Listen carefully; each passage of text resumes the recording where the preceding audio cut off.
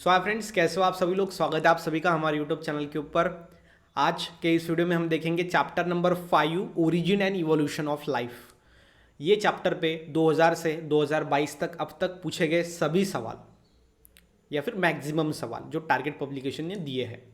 इसके अंदर सबसे पहले हम एमसीक्यू देखेंगे कि अब तक एमसीक्यू कैसे पूछे गए, उसका आंसर क्या होगा। उसके साथ ही साथ थियोरेटिकल क्वेश्चन को कैसे आपको लिखना है, कैसे आपको टैकल करना है, कैसे एक सवाल आपको अलग अलग टाइप से पूछा जा सकता है, वो सारी चीज़ों को हम डिस्कस कर रहे होंगे। और मुझे लगता है वीडियो को आपको लास्ट तक देखना चाहिए। वीडियो ज़्यादा लंबा नहीं होगा और अगर आपको ज़्यादा इसका लॉन्ग लगता है तो आप जो वीडियो का स्पीड है वो बढ़ा के वीडियो को देख सकते हो, लेकिन मुझे लगता है कि एक बार ये वीडियो को आपको देखना चाहिए। So without wasting your time, let's start the video. Chapter number 5 नाम है आपका origin and evolution of life. कैसे लाइफ अर्थ पे ओरिजिन हुआ और कैसे वो एक सिंपल से कॉम्प्लेक्स फॉर्म में कन्वर्ट हुआ, दैट मीन्स इवोल्यूशन। तो वो चीज़ों को देखेंगे। सबसे पहला एमसीक्यू देखेंगे कि कैसे क्वेश्चन अब तक पूछे गए हैं एमसीक्यू टाइप में।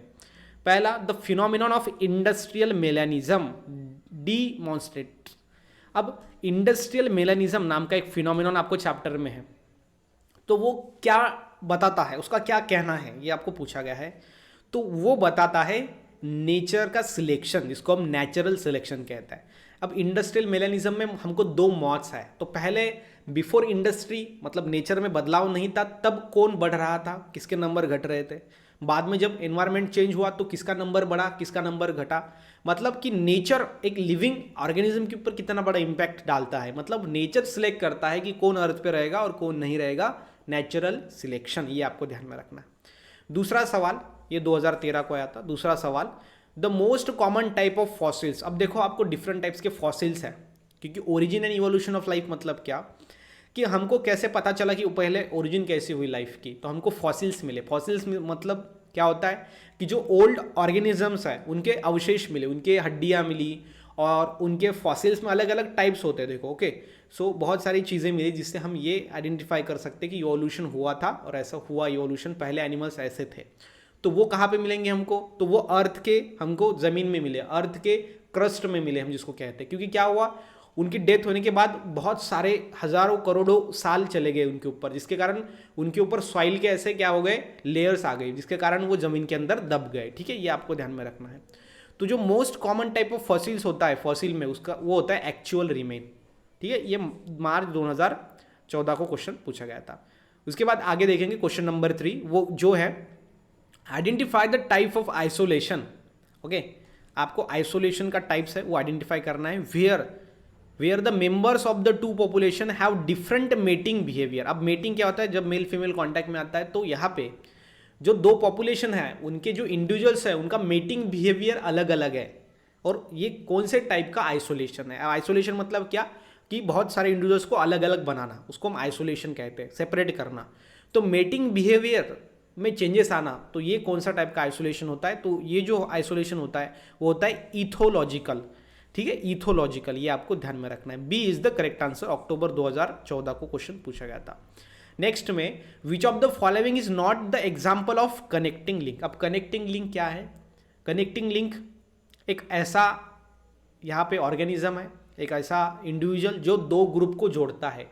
सपोज अगर कोई एनिमल्स पानी में रहते हो तो कोई एनिमल लैंड में रहता है, तो दोनों एनिमल्स के अलग अलग कैरेक्टरिस्टिक है, लेकिन हमको एक ऐसा एनिमल मिलता है जो दोनों के भी कैरेक्टरिस्टिक को दिखाता है, दर्शाता है। तो वो दो ग्रुप को जोड़ने वाला वो कनेक्टिंग लिंक है, ऐसा हम बोलते हैं।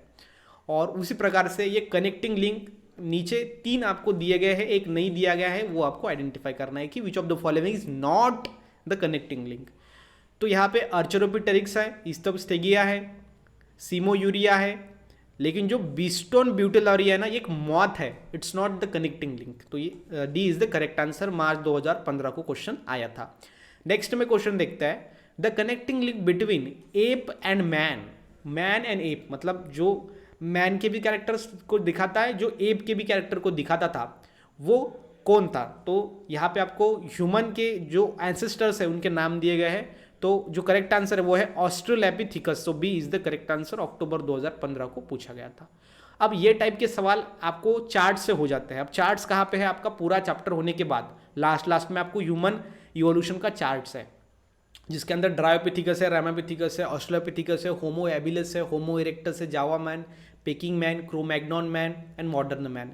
ये सारे आपको नाम वहाँ पे दिखेंगे। उनके कैरेक्टरिस्टिक, उनकी हाइट कितनी थी, वो कल्चर कैसा था उनका, उनकी क्रैनियल कैपेसिटी कितनी थी, वो कैसे रहते थे, सारी चीज़ें आपको वहाँ पे दिख जाएंगी। वो चार्ट से आपको एमसीक्यू पूछेंगे। सीईटी के लिए तो मोस्ट इंपॉर्टेंट चार्ट है।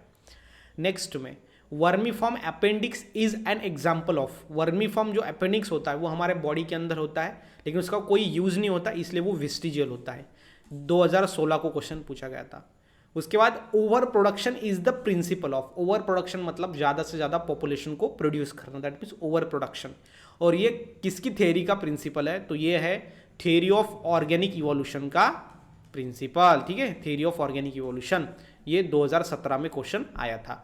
नेक्स्ट क्वेश्चन की अगर बात करें तो वो है transfer of gene between population that differ genetically from one another.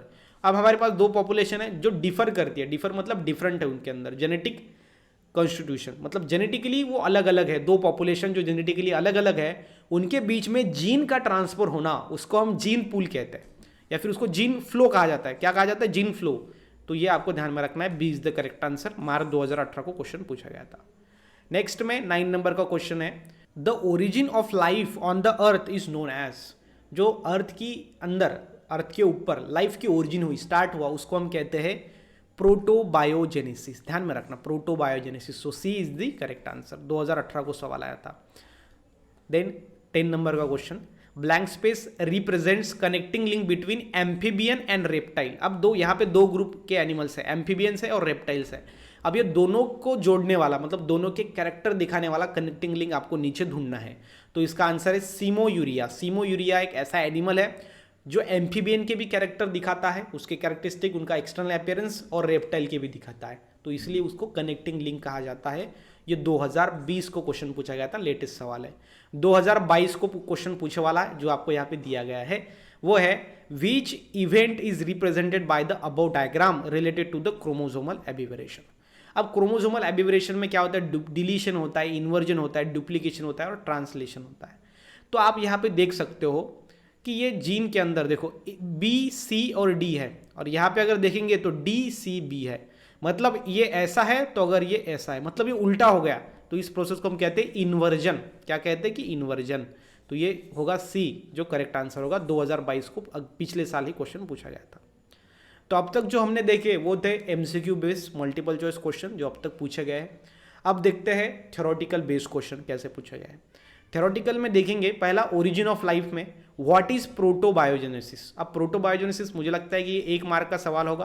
तो origin of the earth, origin of the life, okay, origin of the life from earth, जो लाइफ की ओरिजिन हुई अर्थ के ऊपर, उसको ही हम प्रोटोबायोजेनेसिस कहता है। सिंपल सवाल है 1 मार्क के लिए।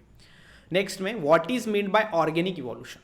Okay, what is mean by organic evolution. अब ऑर्गेनिक इवोल्यूशन ये कितने मार्क्स के लिए पूछा जाता है उसके ऊपर डिपेंड है, क्योंकि ऑर्गेनिक इवोल्यूशन के बहुत ज़्यादा आपको पता है कि उसके अंदर पॉइंट्स है, तो वो आपको सब लिखने पड़ेंगे। डिपेंड करता है कितने मार्क्स के लिए वो पूछा गया है। Define organic evolution. अब देखो ये भी ऑर्गेनिक इवोल्यूशन 2016 को ये क्वेश्चन पूछा गया था। नेक्स्ट में डार्विनिज्म, मतलब जो डार्विन ने कंसेप्ट दिया उसके ऊपर देखो, describe the concept survival of the fittest. Survival मतलब जिंदा रहना, फिटेस्ट मतलब जो फिट है, हेल्थी है, वही इंडिविजुअल जिंदा रहता है, उसको हम कहते हैं सर्वाइवल ऑफ फिटेस्ट। तो ये आपको बताना है। ये 2015 को आया था। Define evolution and give the principle of Darwin's theory of natural selection. अब देखो आपको इवोल्यूशन को एक्सप्लेन करना है, यह अब तक एक सवाल हो गया। उसके बाद आपको नेचुरल सिलेक्शन के प्रिंसिपल आपको बताने पड़ेंगे, और mention any one objection to it. अब ये सवाल है आपका 4 मार्क का, ठीक है। 4 मार्क का सवाल ऐसा होता है बड़ा, मतलब एक ही सवाल लेकिन उसके अंदर 2-3 सवाल छिपे हुए होते हैं। तो जो बोर्ड है ना, बोर्ड एग्जाम के अगर हम लेटेस्ट पेपर अगर देखेंगे तो उसका एक ही कहना है कि जो स्टूडेंट है ना उसको मल्टी टैलेंटेड होना चाहिए, ठीक है, मल्टी टैलेंटेड होना चाहिए, और उनको एक ही चीज़ का बहुत ज़्यादा ज्ञान हो ऐसा कुछ नहीं चाहते वो। उनको लगता है कि सब चीज़ पता हो, ठीक है। इसलिए एक ही चीज़ आपको बहुत ज़्यादा लिखना है उसके बारे में। थ्योरेटिकल ऐसा नहीं है, एक ही आपको क्वेश्चन में आपको टाइप्स मिलेंगे, 2-3 टाइप्स, मतलब आपको 2-3 सवाल एक में छुपे हुए मिलेंगे जिसमें आप वो लिखोगे, ठीक है। तो मल्टी डायरेक्शन, मल्टी टैलेंटेड चीज़ें के ऊपर यहाँ पे फोकस किया जा रहा है। नेक्स्ट में क्वेश्चन नंबर 3 है, all the organism produce more young ones, comment. अब कोई भी ऑर्गेनिज्म ज़्यादा से ज़्यादा इंडिविजुअल्स को प्रोड्यूस करता है और उसको हम कहते हैं ओवर प्रोडक्शन। तो उसके बारे में आपको कमेंट करना है कि ये क्या है ओवर प्रोडक्शन, जो डार्विन का पहला हमारा कंसेप्ट था, पहला हमारा टॉपिक था। ये 2018 को क्वेश्चन पूछा गया था। Explain the concept of struggle for existence. अब स्ट्रगल फॉर एग्जिस्टेंस जिसके अंदर इंटर स्पेसिफिक स्ट्रगल होता है और इंट्रा स्पेसिफिक स्ट्रगल होता है। एग्जिस्टेंस जिंदा रहने के लिए जो हम सब स्ट्रगल कर रहे हैं उसको कहते हैं स्ट्रगल फॉर एग्जिस्टेंस। ठीक है, तो ये ध्यान में रखना है आपको।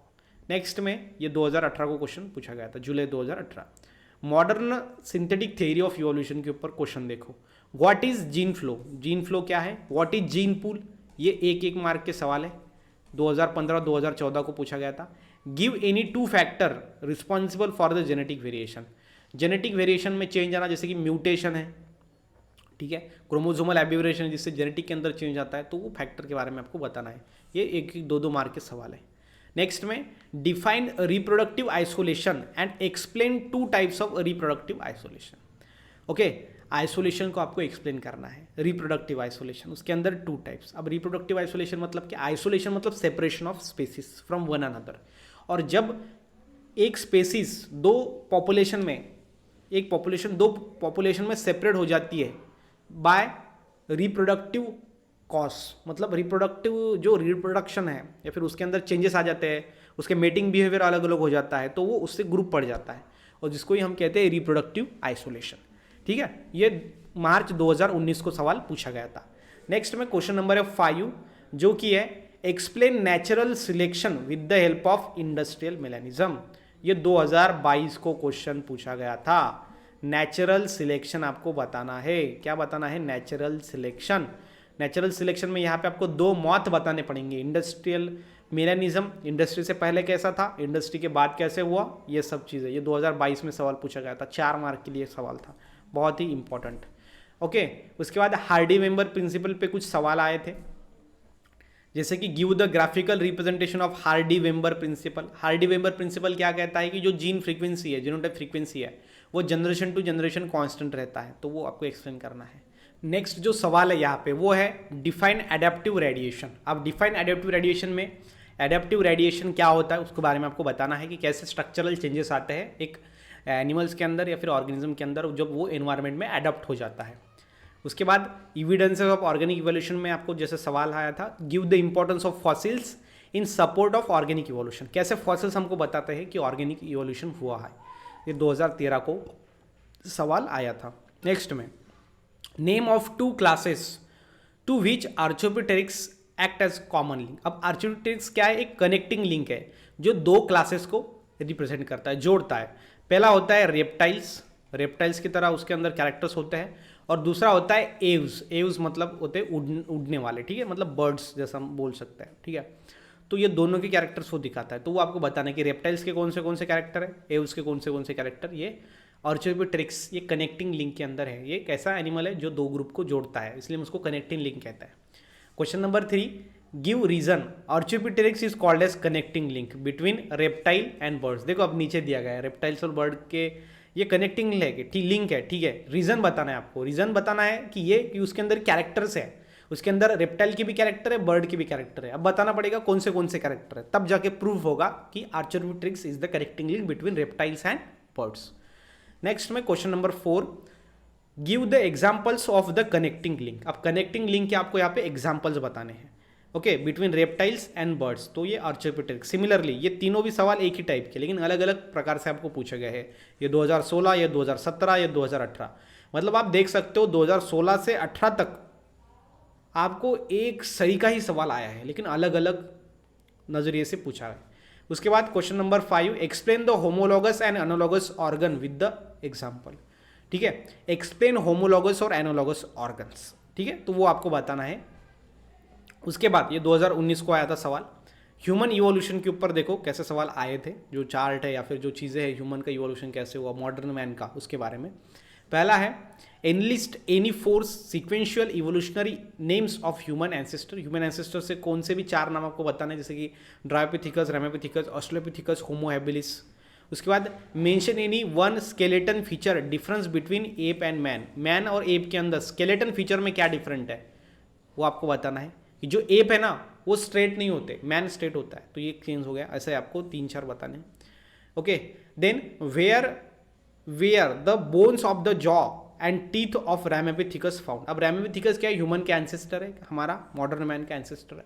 तो उसके फॉसिल्स कहाँ पे मिले, उनके जॉ के बोन कहाँ पे मिले, तो वो मिले शिवालिक हिल्स के अंदर। ओके, तो ये आपको ध्यान में रखना है। उसके बाद क्वेश्चन नंबर 4 है आपका, analyst the characteristic of Neanderthal man. अब निएंडरथल मैन की कैरेक्टरिस्टिक आपको बतानी है। 2022 को क्वेश्चन पूछा गया था, लेटेस्ट 2022, ये 2020, ये 2018, 2016। मतलब कि ये जो न्यू सिलेबस आया तब से ये जो ह्यूमन इवोल्यूशन, इसके ऊपर एक ना एक सवाल आपको पूछा गया है, और मुझे लगता है कि आपको ये सब कुछ करके जाना है। ठीक है, तो अभी यहाँ तक आपको ये समझ में आया होगा कि chapter number 5 origin and evolution of life के ऊपर कैसे सवाल पूछे गए हैं, कैसे सवाल पूछे जा सकते हैं, और आपको कैसे उसको हैंडल करना है। मुझे लगता है कि आपको वीडियो समझ में आया होगा। वीडियो अगर लास्ट तक देखा है तो आपका दिल से धन्यवाद। मिलते हैं नेक्स्ट वीडियो में, तब तक के लिए stay happy, stay motivate. Thank you so much.